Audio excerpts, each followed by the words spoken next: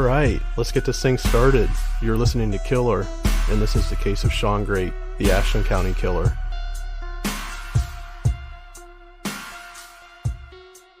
Lock your doors, bolt your windows, and turn off the lights. We're about to begin. The latest on the capture of a serial killer in Ohio, Shawn Grate, expected to appear in court on murder and kidnapping charges after a woman called 911 saying she'd been abducted, leading police to home where they discovered two bodies. ABC's Ryan Smith is on the scene in Ashland, Ohio. Good morning, Ryan. Good morning, George. The family of victim Stacy Stanley say they banged on the very door of this home after she went missing.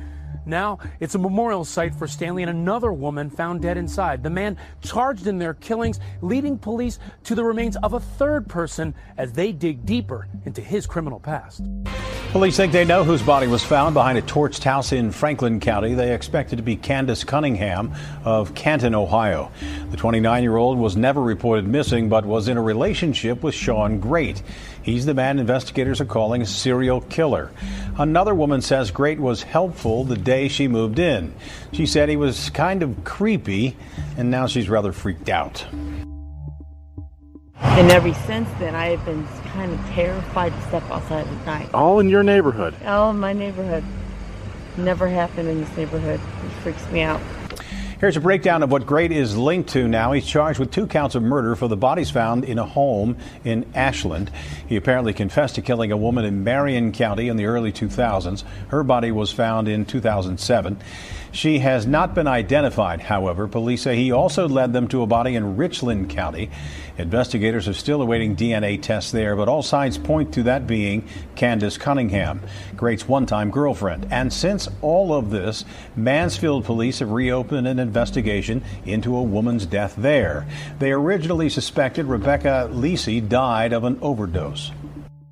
Prosecutors reveal gruesome details about the deaths of 2 of his alleged victims, including how their bodies were hidden inside of an Ashland home. News 5's Bob Jones live at the Ashland County Courthouse tonight. And Bob, a BCI agent was on the stand for most of the day today. Well, Danita, he spent hours inside that home back on September 13, 2016. And today he gave a lot of details about crime scene photos and about where those women were found in 2 different parts of the home. When Shawn Grate was arrested in the fall of 2016 inside a Covert Street home in Ashland, investigators had no idea what deadly secrets he may have been hiding. One woman who said she was kidnapped by Grate called 911 and was rescued by police. Black duct tape was all over an upstairs bedroom closet door, and there was a horrible smell. Significant odor, yes. Describe it, please. It was deplorable. Inside the closet and under a pile of clothing was the body of Liz Griffith. Prosecutors believe she had been strangled. Staley testified Griffith was naked, her body badly decomposing, and it appeared her arms and legs were tied. And on the concrete floor of the basement, another horrific find. The body of Stacy Hicks, under a blanket and piles of trash. Also a victim of strangulation. Item of cloth. I don't really know if it was clothing, but it was a ligature or a binding or a restraint that was around the neck of that human corpse. The suspected serial killer showed little emotion as Staley identified other pieces of evidence found inside that Ashland house of horrors and displayed for the jury, including Stacy Hicks's car keys and weapons, a stun gun, and brass knuckles that may have been used against the victims. Prosecutors say Grate has confessed to killing both Griffith and Hicks, and his confession tape is expected to be played during the trial, which could last more than a month. And Shawn Grate, sentenced to death. The convicted Ashland killer learned his fate today in a packed courtroom with a sea of purple honoring those victims' lives. Channel 3's Amani Abraham was there as the victims' family spoke. You know, I've been waiting a long time to see you, man. Following weeks of Shawn Grate's murder trial, families of the victims didn't hold back their words when they spoke directly to the man convicted of killing Stacy Stanley and Elizabeth Griffith, both found dead in his home as a third woman escaped. You know, you took advantage of that woman and my mother like they were nothing. That doesn't make you a tough guy. It just makes you evil. Hours before he would learn his fate, Grate spoke directly to the victims' families. I can't say I'm normal, but you know, I know right from wrong. I ask you maybe forgive me. Find in your heart someday. I know not today, but someday. His words followed by more than an hour of victim impact statements, family expressing their heartache left behind, and a feeling that his punishment does not fit the crime. Real justice would be for you to come with me for about 5 minutes. Burn in hell. You are evil. God tells me to forgive you. And only because he said it, I'll forgive you, but I don't feel it in my heart. You're a sadistic murderer. Death by lethal injection. The judge's ruling followed the jury's recommendation. Court further orders that each of the death penalties be carried out by appropriate authorities on September 13, 2018, which would be the 2-year anniversary of Mr. Grate's discovery. And as family embraced one another, they gathered on the steps of the courthouse, singing Amazing Grace before releasing balloons in honor of the women. There are still unanswered questions because family believes there are more victims. Grate is suspected of killing 2 other women in Richland County, where prosecutors there say they plan to pursue a case against him. In Ashland, I'm Annie Abraham, Channel 3 News.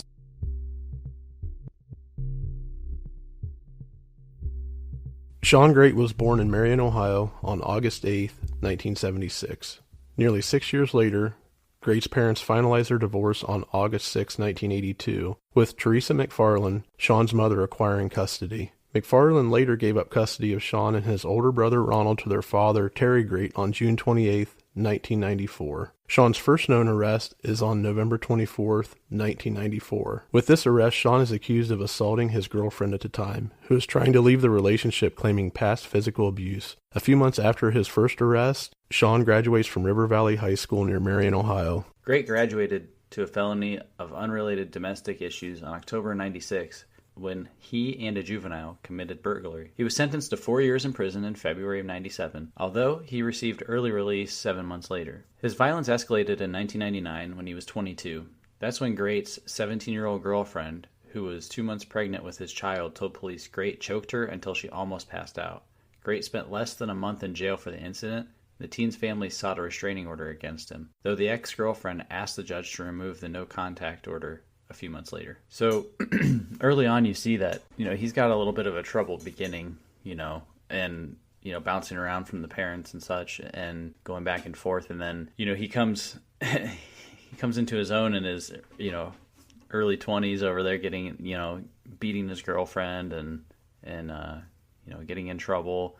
So he starts out, life not on a good footing. Yeah, the domestic violence, it picks up early, and at 22 he's already developing that pattern of abusing his people that he's in a relationship with, and choking them. I don't know, you hear this story a lot of times about the broken home and what problems it causes, but the escalation we'll see as we get through this is the pattern is there, and I can't say that the further removed he is from the broken home, I don't know if that's necessarily a contributing factor, but you start seeing it early. And crazy thing, the only thing that really stood out to me with this first arrest and getting the restraining order against his girlfriend is he's 22 at the time, and his girlfriend, who's pregnant with his with his child at 17. I don't know what, I'm not well versed on the laws of the statutory rape convictions or whatever, but she's not 18 yet, so. Yeah, I believe in Ohio, and I don't know what it was in 99, but I'm pretty sure consent is 16 years old. Okay. So you can consent at 16 still. I mean, that's just a child. And, when you really look at it, like, they're not even in the range where, like, he could have been a senior and she was a freshman. Like, they fall out of that range even. So to me, that's kind of always the barometer I look at these things under, even though there is a strange cutoff when you're in your early 20s and then dating somebody in their late teens, because there is a point in time where you could be 18 and they could be, 14 or 15, and you could still be in high school together, and that's not weird. But the moment that you turn 19 and head out to college and that person becomes 16, then or 15, then it's strange. So I always try and at least look at that and go, could they have been in school together, and kind of give a little bit of a leeway there, even though I still personally find it weird Because what does a 22-year-old have in common with a 17-year-old? Yeah, and you're right. The barometer seems logical. He could have technically been out of college already, and she could have still been a senior in high school. So, I mean... Yeah, she could have even been a junior in high school. Right, yeah. You know? Like, they're in those weird age ranges right there. And it's just one of those things where people put a lot of emphasis on that. But you have to kind of look at it that way at first. Even though it is still weird, like... You know, is it something that personally I would have done at that age? No, I would not have dated somebody in high school. That's just not my personality, and I think it's strange, and I don't have anything in common with high school kids when I'm in college. Like, there's just not a lot going on there, you know? So it's just, I always look at it that way first because everybody's a little bit different than me, you know? We're not all the same. But then, even here, you're a little bit outside of that range, and to me, that's a bit strange. And who knows how long they've been seeing each other prior to that. Probably not very long. I'm guessing they don't make very good life decisions. So yeah. They probably got pregnant quite quickly. I don't know the details on that, but you know what I mean. Right. Yeah. And the 16-year-old age to consent, that's still even though that's the law, that sounds a little bit creepy to me. I mean, it's not as creepy. I worked with a guy one time who resided in Alabama, and he said they had a 14-year-old common law where that you could basically be in a common law relationship with a 14-year-old, and it was completely legal. You're technically married. Oh my God. So yeah, that's a strange thing. We're in a weird time right now where, you know, as a human race in a developed nation, we have laws on our books that were based off of, you know, half a century ago or more, where it was like, yeah, when you were 18 back then, you were a man, but now you're not even close. Like, you're approaching 30 before you're a man anymore.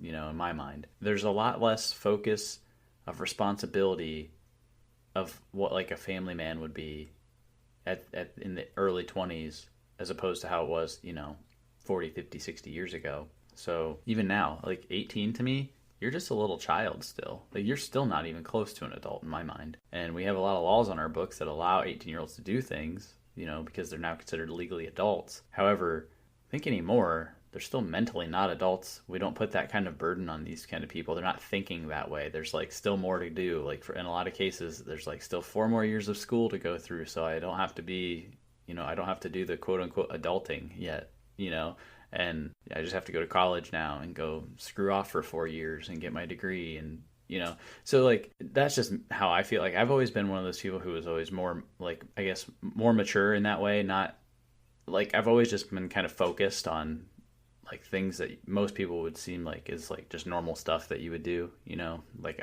I didn't have a time period in my life where I screwed around and like went out and partied really hard and did a lot of drugs. Like, I met my wife in high school. We've been together ever since.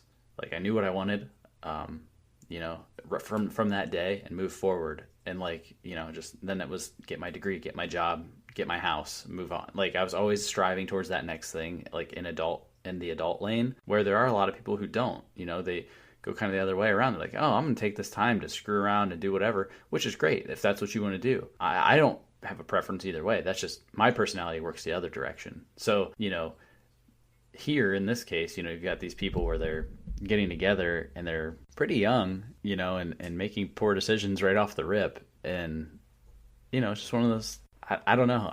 It just to me, it shows just really, really poor decision-making skills just right away. That's the giant red flag I'm coming away with right here. And not to mention the domestic violence piece of it, but just even the sheer numbers of the situation, 17, 22, and pregnant. Yeah. To me, it shows immaturity and, you know, and poor decision making. So not to be judgmental of people that are in that situation, because I'm sure there's plenty of people in that situation where they make it work, they make it a relationship, and they make it their, you know, their life from that point forward. But it still, to me, seems a little bit, you know, off of the norm. So Yep, they sure do. Women always found Shawn Grate irresistible. He was charming, he was always smiling, and he had those big blue eyes. All the girls liked Shawn, said Amy Smith, who knew Grate as a teenager in Marion. Grate's mother was also quoted as saying, yes, he's good looking, but the devil's good looking too, she reportedly told the Daily Mail. He ain't got no red horns and all that stuff. You find out he's charming, and of course that charm can charm the pants off of anybody. Despite this overwhelming and natural charm, several people who have met Grate in recent years described him as lazy and unwilling to work, preferring to take advantage of either vulnerable women or kind people, especially if they had money. Grate always mistook kindness for weakness, said Wally Tord, a Mansfield businessman and landlord who witnessed Grate try to move in with some of his female tenants. He exploited kind people, Tord said. So, again, back to kind of the immaturity right there. The unwillingness to work, lazy, those kinds of things. You know, when you're lazy and unwilling to work, the preceding section of bad decisions tends to follow you around. Like, that's just the things that happen to you. You watch the kind of people who constantly are falling on their ass or constantly getting in trouble. Yeah, sometimes you have bad breaks.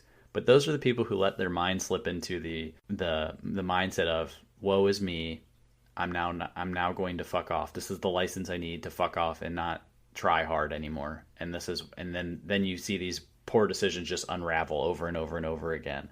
And so, you know, this is a prime example of that. And not to mention, it sounds like this guy, Grate, it sounds like he may or may not have known that, you know, hey, I'm a pretty good looking dude. I can take advantage of these people, advantage of these women who are, you know, seeking a little bit more attention or, you know, seeking certain things. It sounded like he was opportunistic in a lot of ways, or that was starting to develop his pattern of being opportunistic, you know, preying on some of these women that are a little bit more vulnerable. He knew that he could, you know, get himself involved with them in a relationship and, you know, take advantage of certain factors. Yeah, and there's people like that all over the place, and they're just looking. They're like, you know, like a succubus.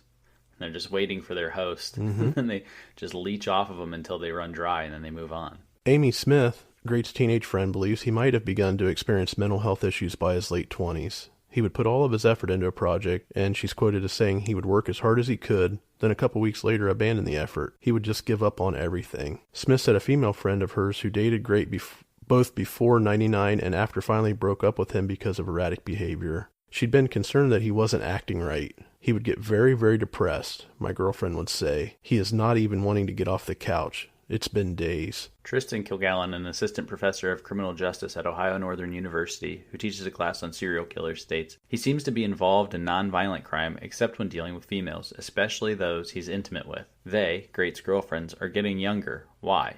Are they easier to manipulate? Kilgallen asked. He chokes her. This is up close and personal. Grate's second child was born on September 11th, 1999. A new baby didn't seem to help the couple's relationship. About a month after his son's birth, Grate approached the baby's mother and her sister with a butcher knife.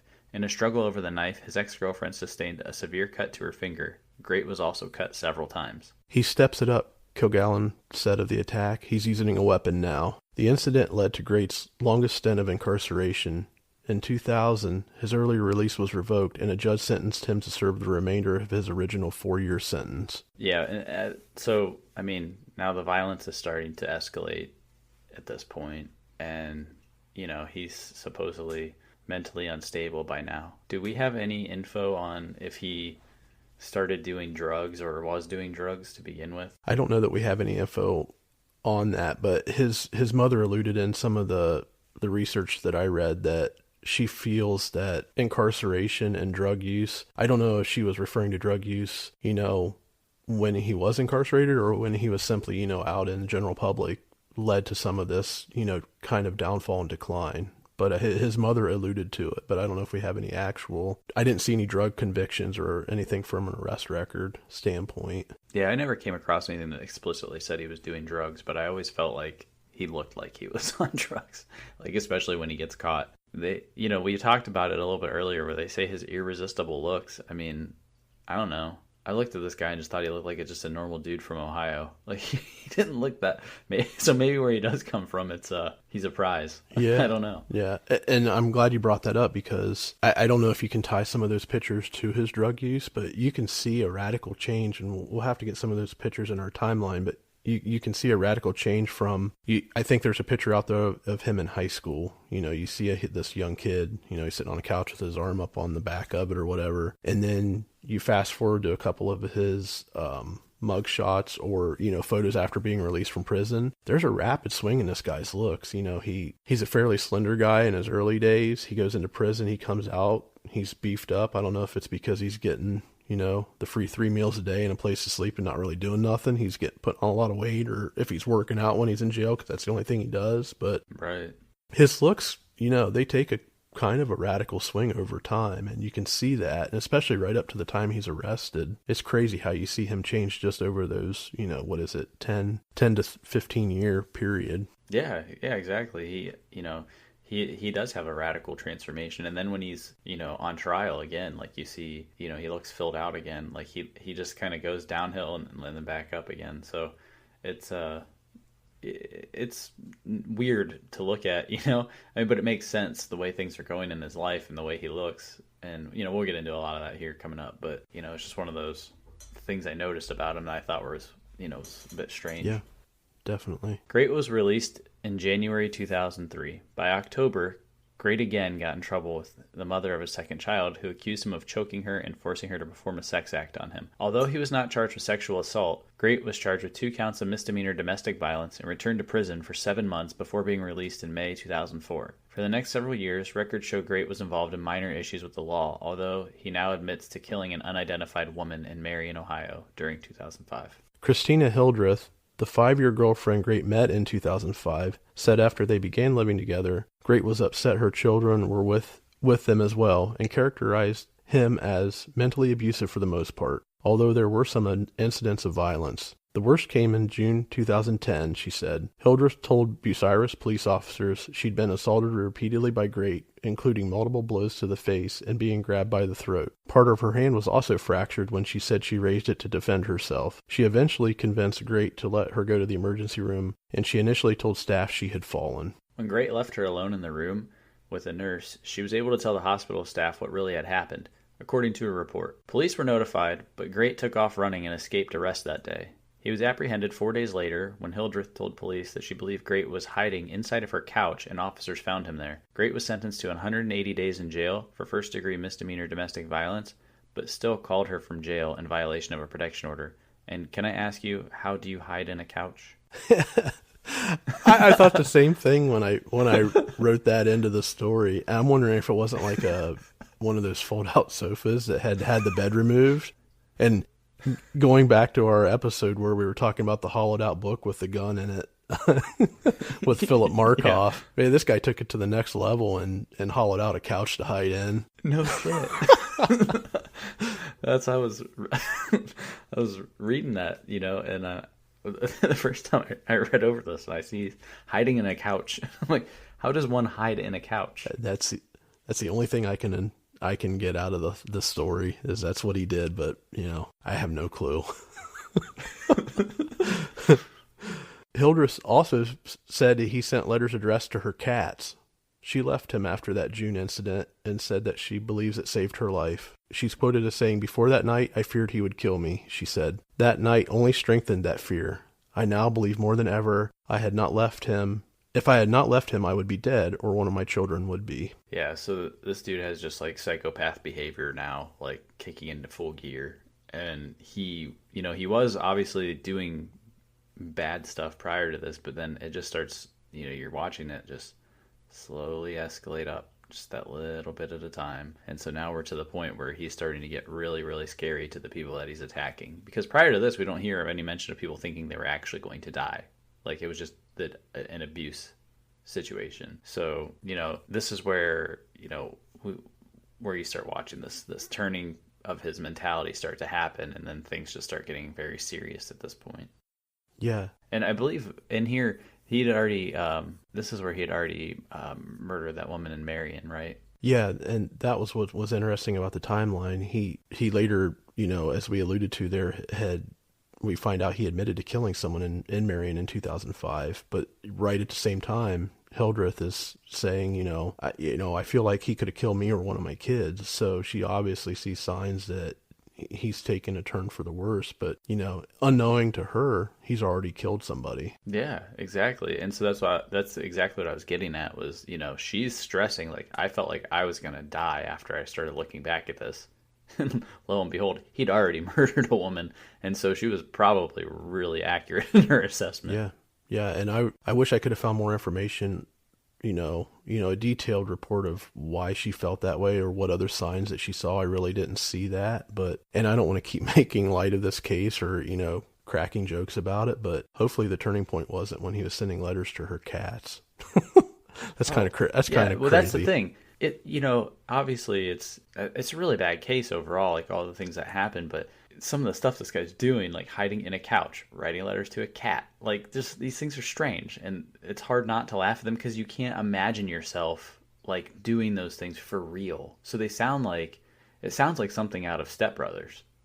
Yeah. Like if they were to do the Step Brothers sequel, like one of them ends up in jail, starts writing letters to the other guy's cat, and then the other one, he gets caught hiding in a couch. Like that's how he gets arrested. Like it sounds like a stupid movie plot. Yeah. No, it definitely sounds like some lampooning, but it's just, yeah, it attributes to the mental behavior aspect of it, I think.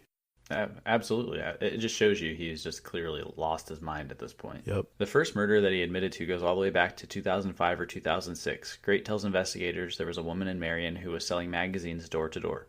His mother never received her order, so when Grate saw the woman again, he lured her into his car saying he wanted to buy magazines. He ended up killing her and dumping her body in northeast of Marion on Victory Road. It would be at least a year until her body was found by a man looking for cans in the woods. She is the only Jane Doe in this case.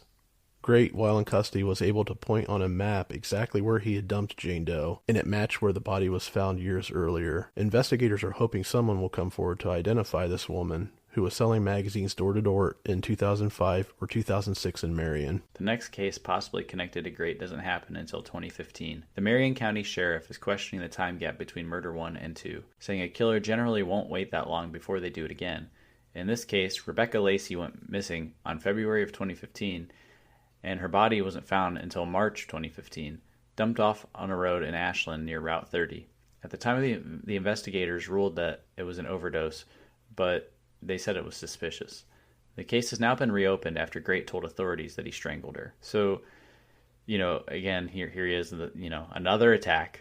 And like they mentioned, the huge time gap between, 2005 or 2006 and 2015, so you're talking like 9 or 10 years. And that typically isn't normal for a serial killer. They will kill multiple times, and typically you just don't know about it.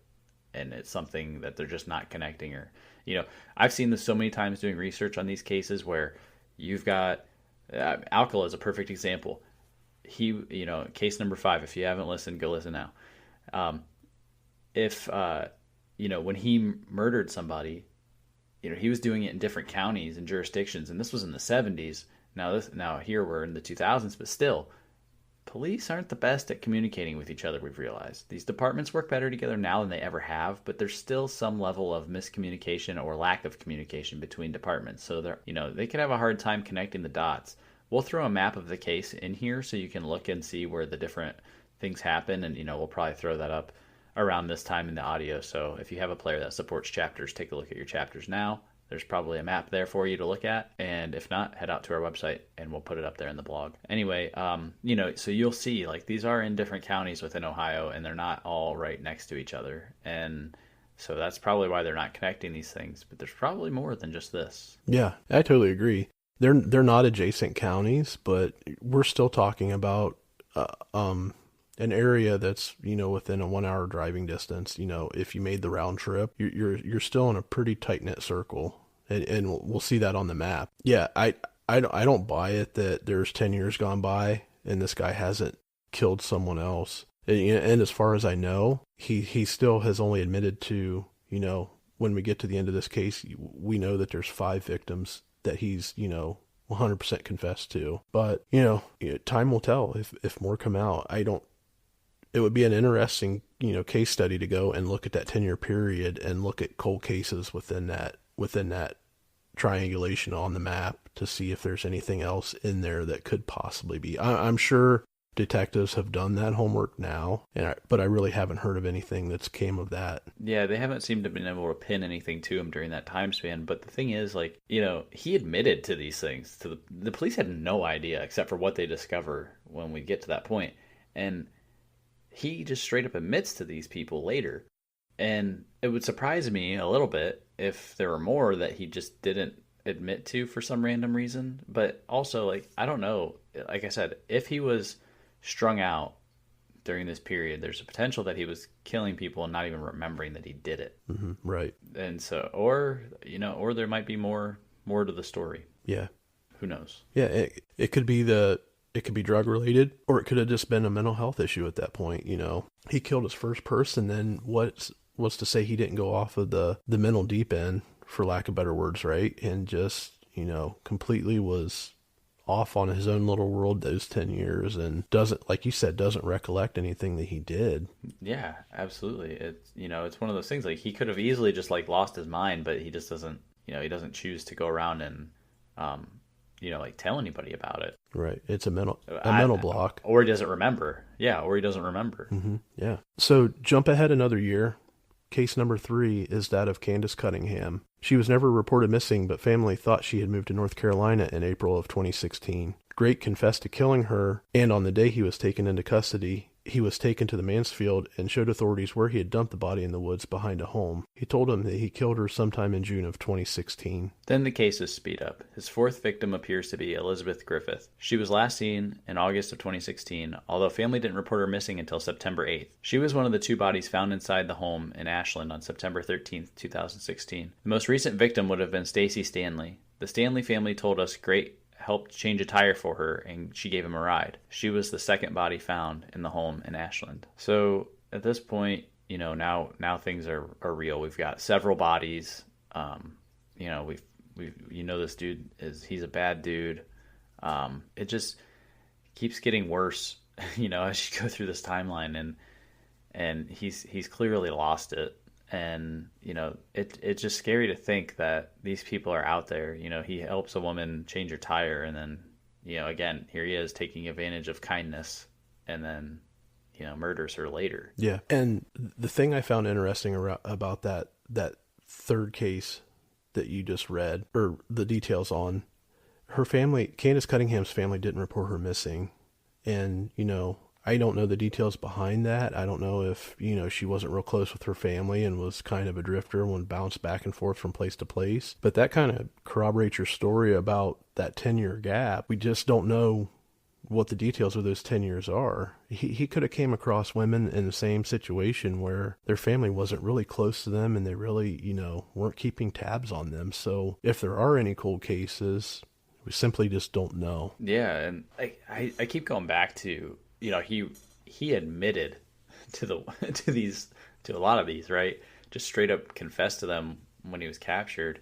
And then if there are more, it just seems a bit strange. Like, I don't know, maybe he cleaned up his act after the first one and started getting his life back together and then lost it again. I mean, I don't know.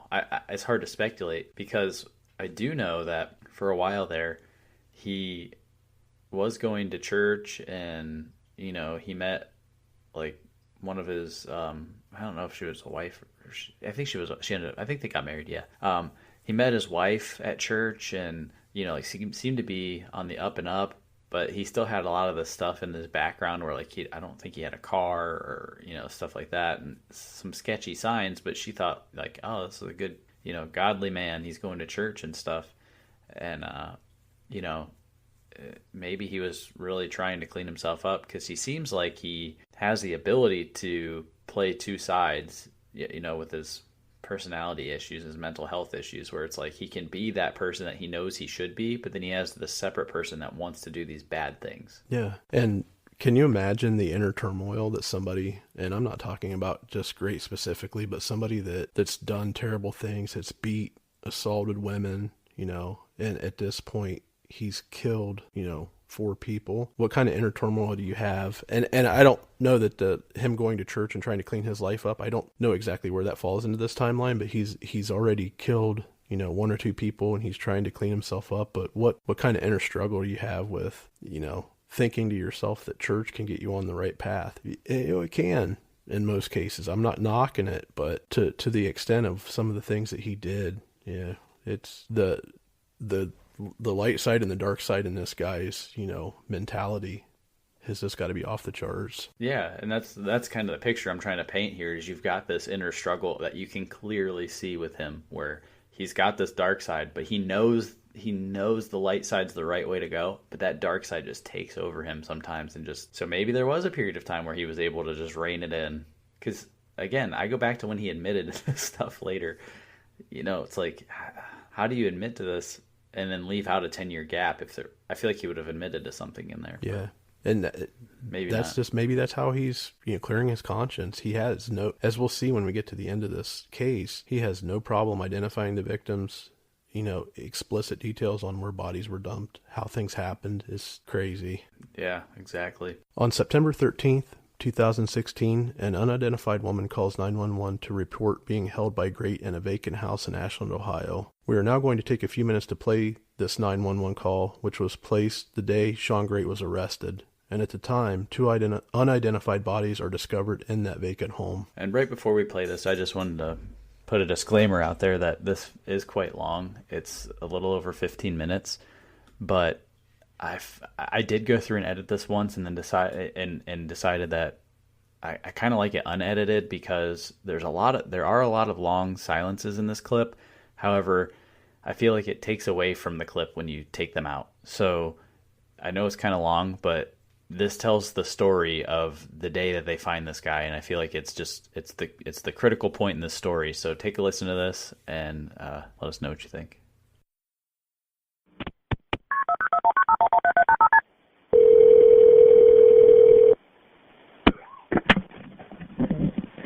What is the address to your emergency?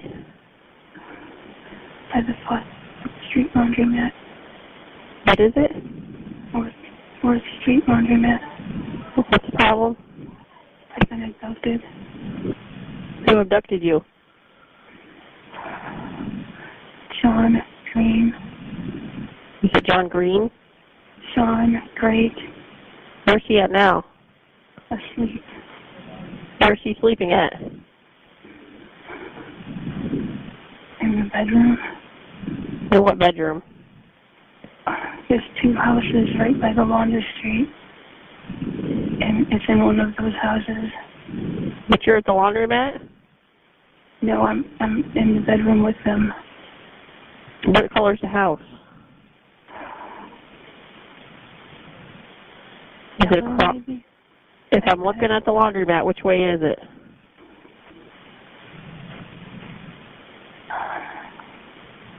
If you're looking in the laundromat, it's one on the left of the 2.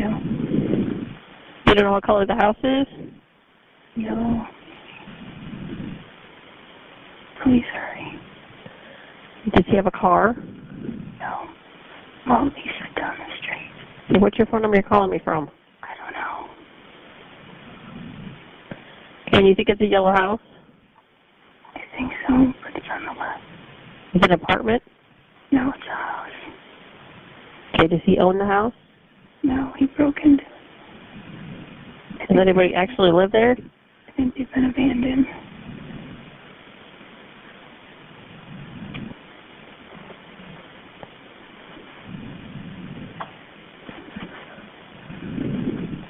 And his name is Shawn Grate? Yes. Like Grate? Yes.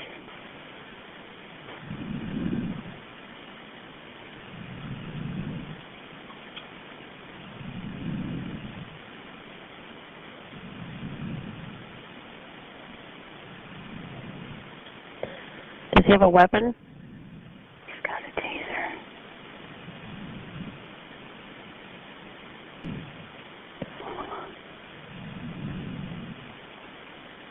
What does he look like? Is he a white male or a black male? White. Is he like 6 foot or is he shorter than that?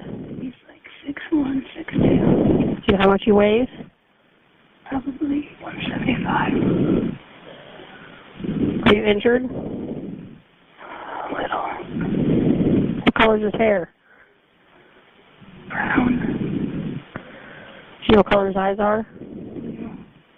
What's he wearing? Nothing right now.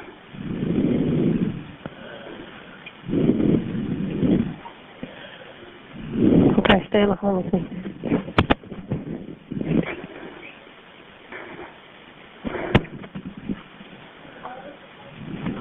Stay on the line with me, okay?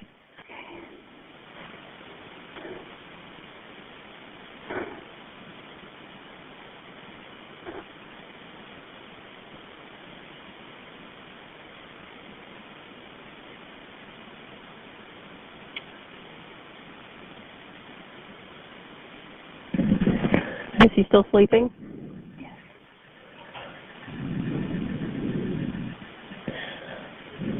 Where did he take you from? My apartment. I mean, I was walking with him. You were walking with him? Where were you walking to? I've known him for like a month and a half.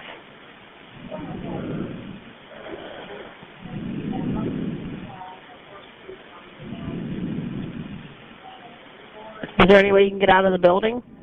I don't know without waking him, and I'm scared. Is there a bathroom in the house? Well, his bedroom is closed, and he made it so it would make noise. But if you told him you had to go to the bathroom, he would do something to you? Yeah, because he had me tied up. Are you tied up now? Well, yeah, but I kind of freed myself.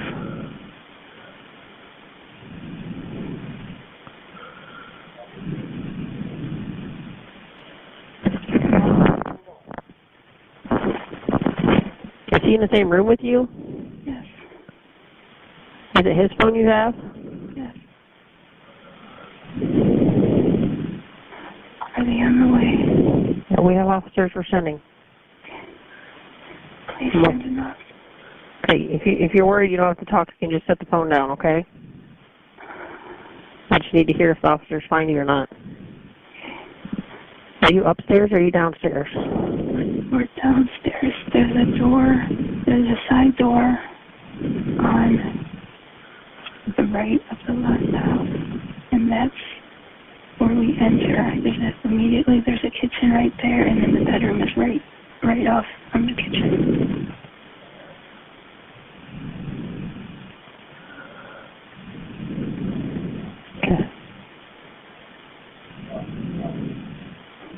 Do you need an ambulance?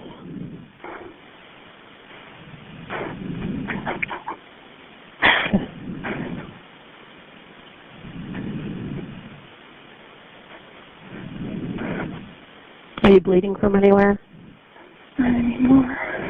Where were you bleeding from?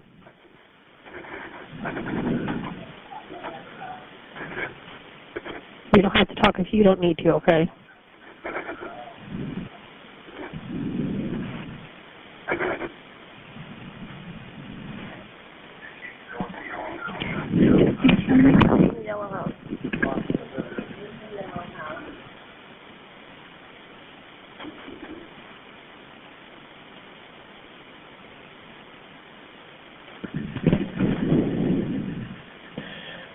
Do you know where he lives? No. Oh, shit. Oh, shit. I woke him up. You just set the phone down.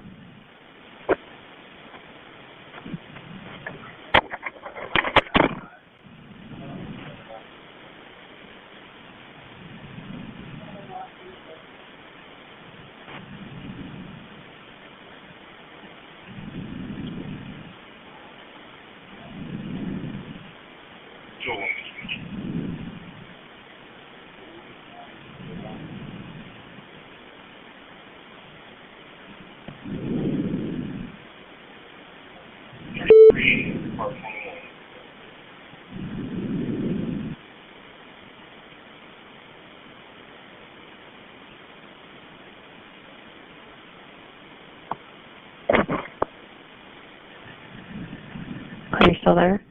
I'm a stalker. What? I'm a stalker. Do you hear any officers outside? No. Okay, they're in the area.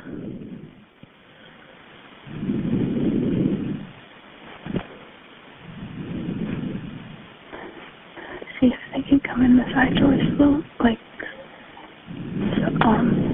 softly. Is there a padlock on the bedroom door, or is it just a regular lock? No, I don't even know if it's locked. It doesn't have a knob, so. Can you get up and see if you can get out? I'm afraid of waking him. If I knew the cops were right there, I would do it. I don't even know if it opens, how it opens. Is there a window around there you can look out? Yeah, but the floor squeaks in. It's right by his head. Are you laying down? No, I'm standing right by the bedroom door. And you can't open it? What? Can you open it? I'm afraid without making noise. Is the door to the house open? I don't know, probably, maybe.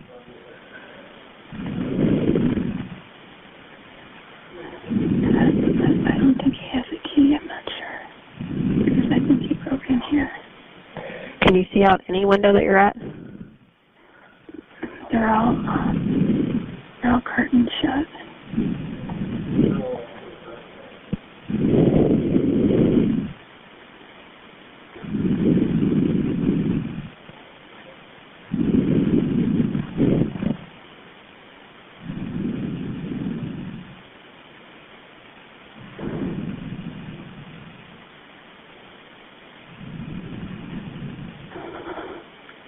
What's that? What's that noise? I don't hear anything.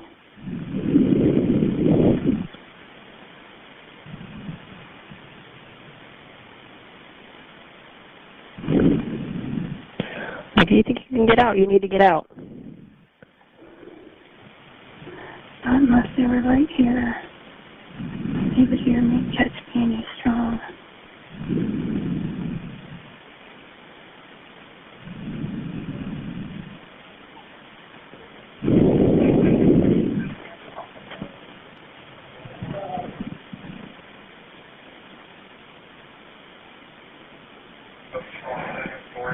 He's on the first floor. Are you at the house closest to the laundromat or the other one? Are you the one closest to the laundromat or the other one? We were standing in the laundromat looking at the two houses. It would be on the left. Here, look out of the laundromat. So if you're looking at the laundromat, it'd be the one on the right. At the laundromat. She said if you're looking at the laundromat, it'd be the one on the left. Side door. Side door. And the side door. The side door to the right. Okay, I can hear him. You hear him? Yes, I do. Okay, do you think you can get out? Yeah.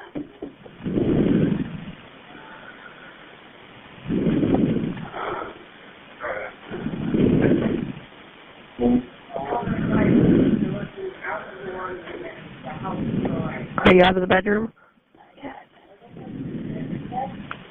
It doesn't have a doorknob. You need to push.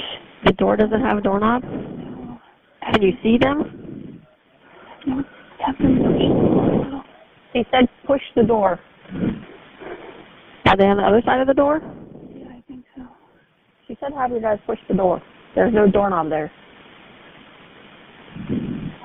Just push it slowly.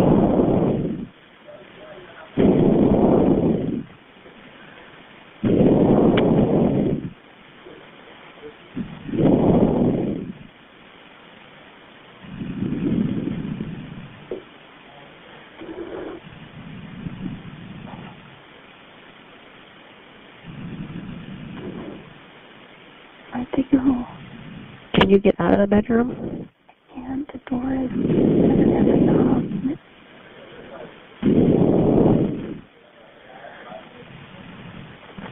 Looking right on the mat. It's on the net. If you're looking at the laundromat, come in. The same thing.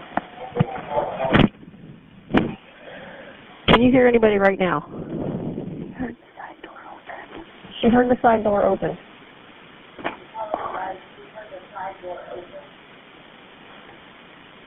Where'd they go?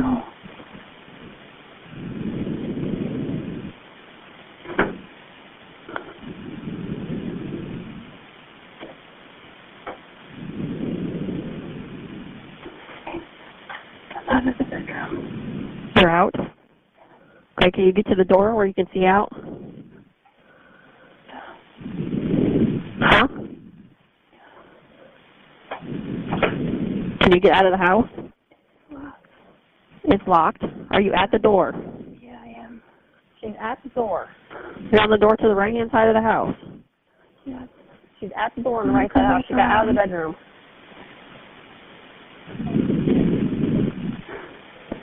Is there a window there? Yeah, I'm looking out and they tell me to come back. She said, Hurry, hurry. she said to hurry up and come back. Can you? Yeah, they can see me if they come locked. to it. The door is locked. No, the bedroom door and no door here. This one, it's locked. You can't get out. Can you unlock the door at all? Come on out. Hurry up. Get out of here. Where is it? Bedroom sleeping. Still sleeping? Yeah. Okay, they have her. He's unarmed. He's unarmed? Yeah. All right. You need to go.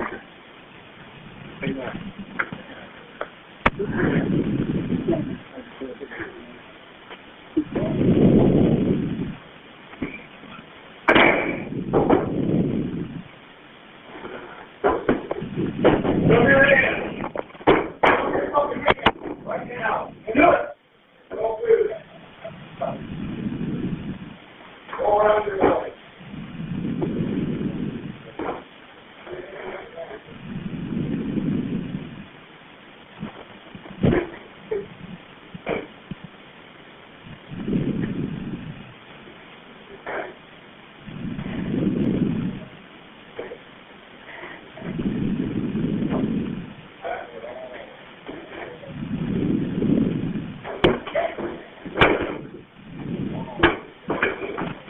Where are you?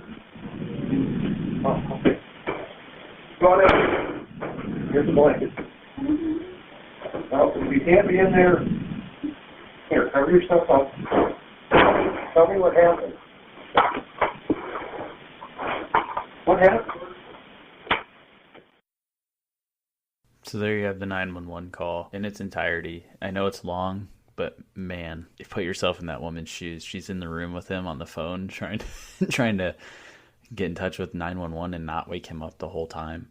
I mean, that 15 minutes had to seem like an absolute eternity to this woman. Yeah, and had only the authorities known, what they know now in hindsight, I'm sure when their 911 call was originally taken, they probably responded to it like it was a domestic violence call. There was a sense of urgency there, when you heard him come through the door. But if they had known that there was, potentially 2 dead bodies in that house, I have a feeling that whole scene would have played out much, much quicker. Yeah, that's a good point. I didn't even really think about that. But yeah, the response time is a little slow. But I mean, I don't know. You're from the area. So do you have an idea of like how far away that place is from where like the police station is? Less than 2 minutes. Okay, yeah, close. Yeah, but it's in a part of town where if they were going to get a domestic, violence call or, a dispute, it's not something out of the ordinary for that neighborhood where they were called to. So right. I think that's a contributing factor to the response time. They're probably thinking, oh, it's just another couple, hashing something out. They don't know what they're walking into. So I give them a little bit of a pass on that one. Yeah, yeah, I don't disagree. And she doesn't really know, I don't think, or say like he's killed anybody. She just, it does come across like a domestic dispute case, and he's, sleeping. So to me, it's like, I could see where they're like, okay, this is like a routine domestic abuse house call. Let's go. Not that you take those lightly, but it's not like when you have some of those like life-threatening emergencies, the police put their sirens on and they haul ass down the road. In this case, they don't really know that that's what they're walking into. Right. So, yeah, I mean, I would definitely, I'm not scrutinizing their response time to that level. I was just more saying, like, being that girl making that phone call and just, like, think about 15 minutes. Like, sitting there listening to it felt like a long time. But I've also heard it several times already. So listening to it again, it's like, okay, I've heard this several times now. It felt like it forever. But then when you're in the room with a murderer and he's been torturing you for days, that 15 minutes probably felt like, like a month. Yeah. Do you think that she knew that there were 2 bodies in the house already, or he had just lured her there? Because I think, one of the bodies was found in a closet buried under a pile of clothes and whatnot. Mm-hmm. And I think the other one might've been in the basement. she might not have known that there were dead bodies in there. But you kind of think, though, after a couple days, unless you've smelt that smell, you're going to know something ain't right. Yeah, I don't know. I don't think she knew. She probably suspected. Like you're saying, she probably smelled the and if you see pictures of the crime scene, like that house, like it's just a mess. It's like this, it's disgusting. There's just crap everywhere. Piles of trash and dirt, clothes all over the floor. It's like a house on hoarders, like it's just disgusting inside.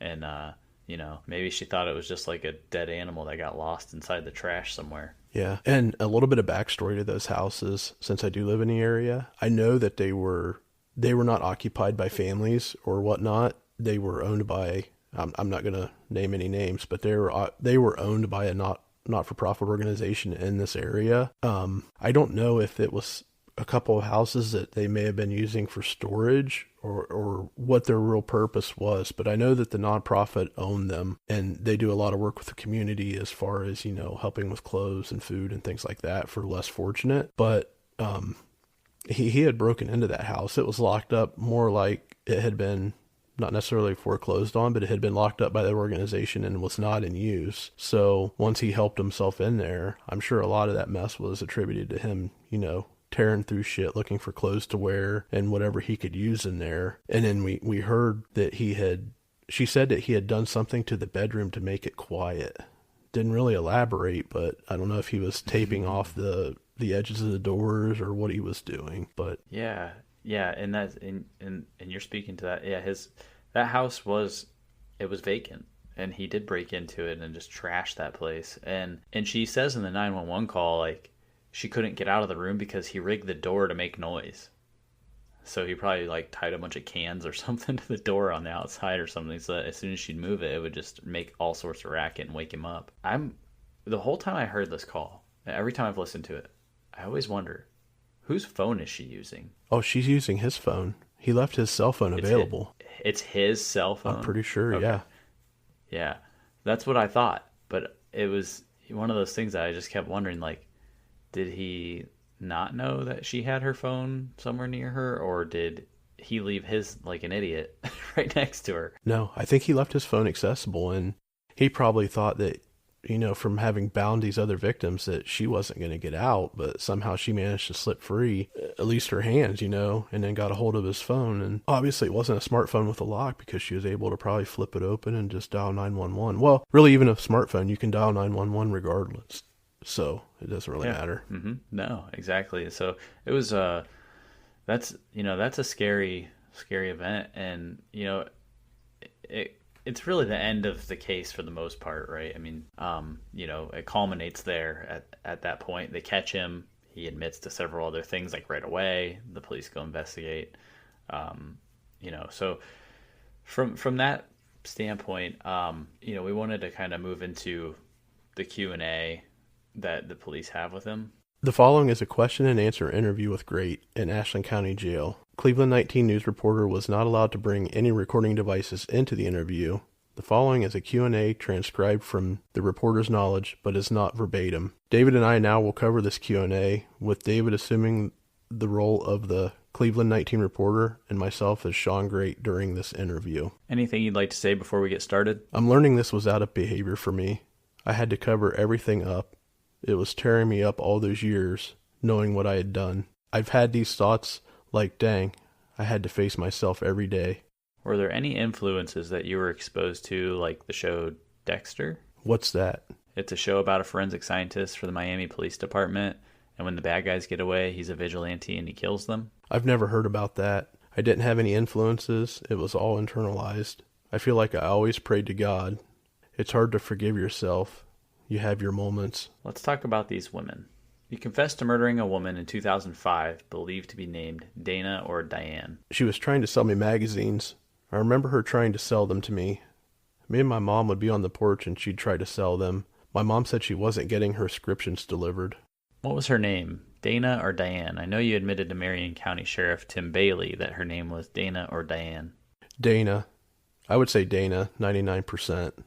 What happened with that? She came to the house to tell me that she would pay for half of the subscription, and if I pay for the other half, I could tell she was scheming me. How did you kill her? I took her into the basement and took a knife and stabbed her in the throat. I had company coming over soon. So there's a pretty big gap between Dana in 2005 and the next woman in 2015. What was going on during that time? I was in jail for a child support case. In and out of jail. How many kids do you have? 3. One with Steph, a daughter named Kaylee. She's 18 or 19 now. She's remarried. A son named Dylan who lives with my mom.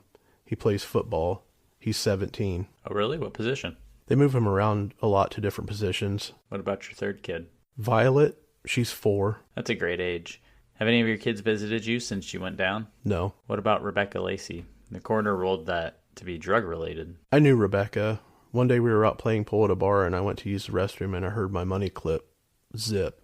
She had stolen $4 from me. But the coroner rules it as an overdose. She was on something. She was a prostitute. So, did you kill her? I strangled all of them except Dana. I choked her out of panic, then put a knife in her neck once. Let's talk about Candace Cunningham. You two were dating. For how long? Was she pregnant? No, she wasn't pregnant. We were seeing each other for about 7 months. She was pretty violent and suicidal. I turned her into a psych ward for a week. Then we fought at the house in Richland for 3 to 4 days. Then the next day we'd get up and go for walks. She could have run off and told police at any time.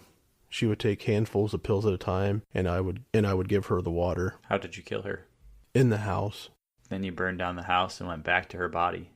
Why? I had to hide her. Now the next woman, Elizabeth Griffith. How did you meet her? At the Croc Center.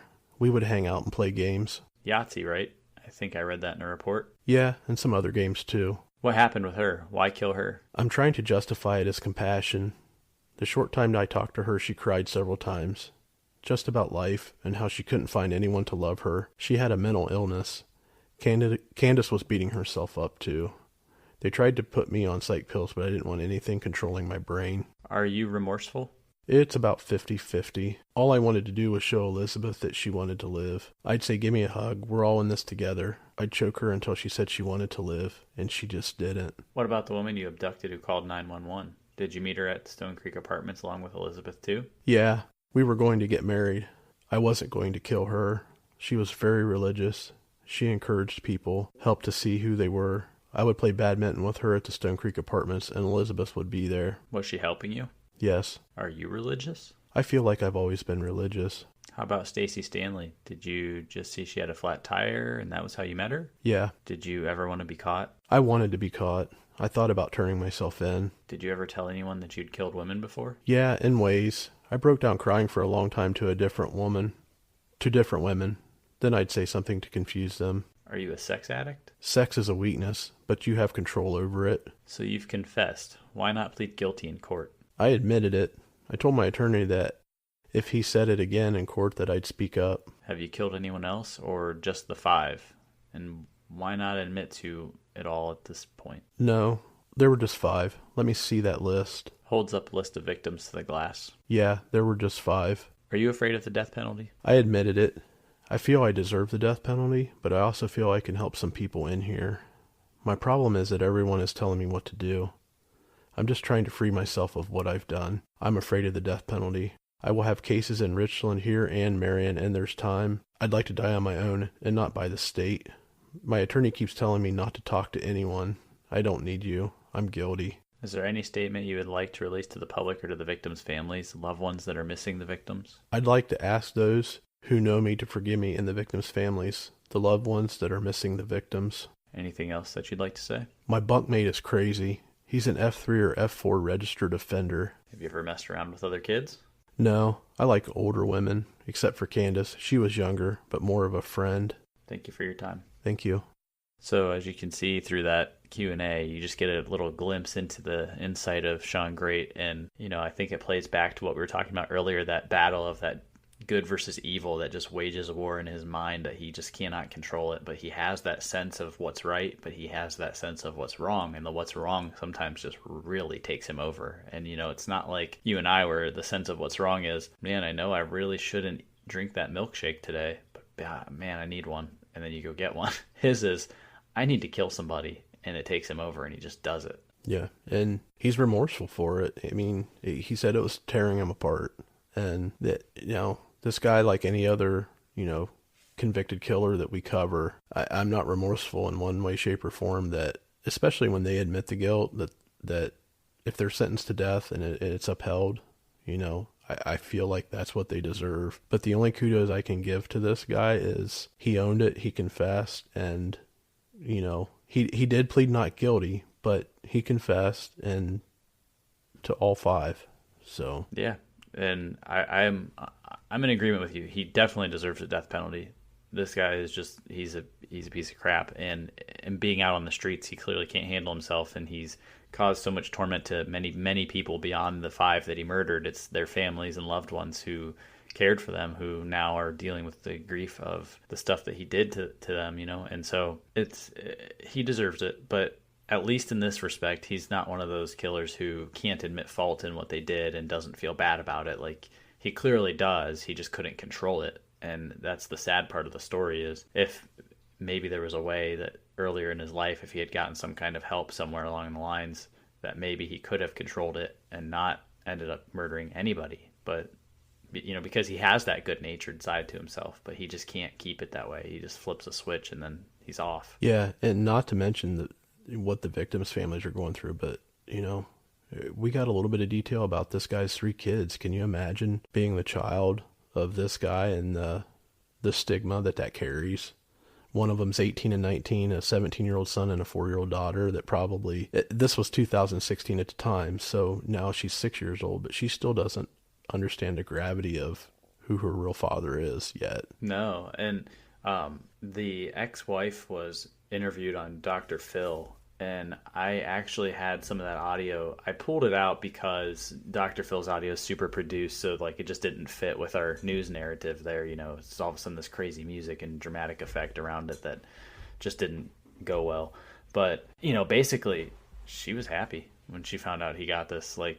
He was violent towards her and treated her like garbage, and she let him for a while, and then she was just thankful she got out of it without getting injured, and being killed. And that's kind of a theme with him and the women in his past that survived him after he started murdering women. All right, so that'll do it this week for the case of Shawn Grate. We're going to wrap up here. On June 1st, 2018, Ashland County Common Pleas Court Judge Ron Forstoffel has ruled that Shawn Grate is sentenced to death by the way of lethal injection. Grate also received a mandatory 90 years to life in prison and received a Tier 3 sex offender status. Outside of the courtroom, prosecutor Chris Tunnell spoke to the media for the first time since Forstoffel issued a gag order. The prosecutor said that there has been something positive to emerge from the sadness, noting the community rallied together after the murders. He said Ashland residents are now more vigilant. There's an increased awareness that the troubles of the world can come to Ashland, Tunnell said. And as I alluded to earlier in this case, I can positively confirm this heightened awareness because I live in the Ashland area. This case has,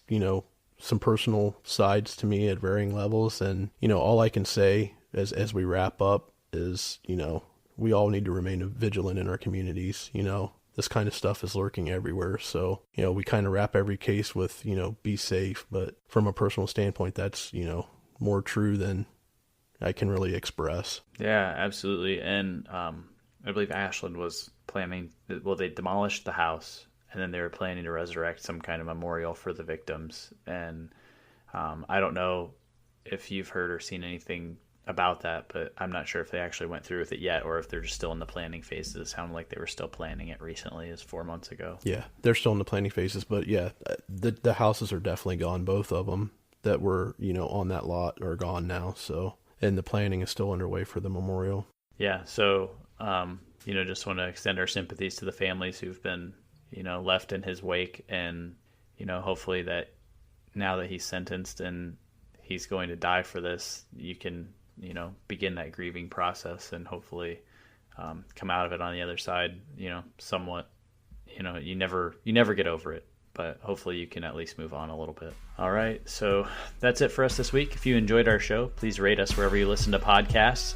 And if you'd like to support us financially, you can head to our website, www.killerpod.net, and click on the support button, or you can look inside of your podcast player and there should be a link to that page as well. You could follow us on social media if you'd be so kind, like a bunch of other people have been doing. We're on Twitter @killer_podcast.